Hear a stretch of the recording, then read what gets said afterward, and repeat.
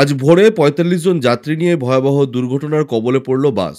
এই দুর্ঘটনায় ৩০ জন আহত হয়েছেন বলে খবর। তার মধ্যে ১০ জনের অবস্থা আশঙ্কাজনক বলে জানা যাচ্ছে। তবে ভয়াবহ এই বাস দুর্ঘটনাটি কখন ঘটেছে, কোথায় ঘটেছে, এই দুর্ঘটনায় কতজন আহত এবং কতজন নিহত হয়েছেন, কি জানা যাচ্ছে এই মুহূর্তে, জানবেন সম্পূর্ণ বিস্তারিত ভিডিওতে।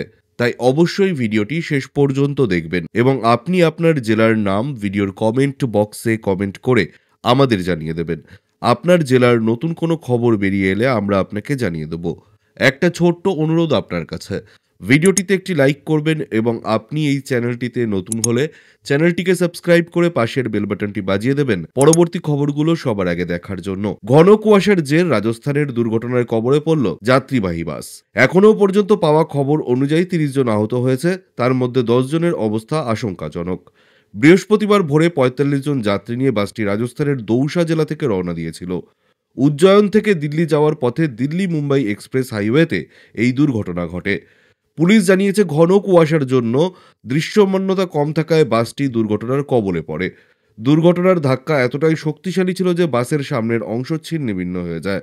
এই ভিডিওতে দেখা গেছে বাসটির চালকের আসনটি সম্পূর্ণ ছিন্নভিন্ন হয়ে গেছে। আহতদের উদ্ধার করে কাছাকাছি হাসপাতালে নিয়ে যাওয়া হয়েছে। তাদের মধ্যে যাদের অবস্থা আশঙ্কাজনক তাদের জয়পুরের হাসপাতালে ভর্তি করা হয়েছে। আহতদের মধ্যে বেশিরভাগ দিল্লি সহ সোনিপত এবং কোটার বাসিন্দা।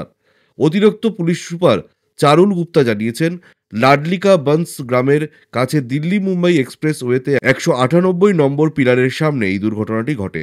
কুয়াশার কারণে স্লিপার কোচ বাসটি একটি ট্রাকের সঙ্গে ধাক্কা খায়। বাসটির সামনের অংশটি সম্পূর্ণ ভেঙে গেছে। অন্যদিকে আবারও ভয়াবহ পথ দুর্ঘটনা নদিয়ায়।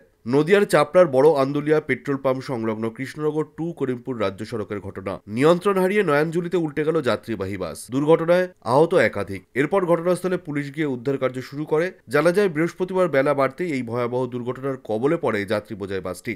স্থানীয়দের দাবি, নিয়ন্ত্রণ হারানোর কারণেই এই দুর্ঘটনাটি ঘটেছে। জানা যাচ্ছে, ওই বাসের মধ্যে ৪০ থেকে ৫০ জন যাত্রী ছিলেন। তার মধ্যে আহত হয়েছেন একাধিক ব্যক্তি। তাদের উদ্ধার করে চাপড়া গ্রামীণ হাসপাতালে নিয়ে যাওয়া হয়। যদিও ক্ষতিগ্রস্ত বাসটিকে উদ্ধারের কাজ শুরু করে পুলিশ।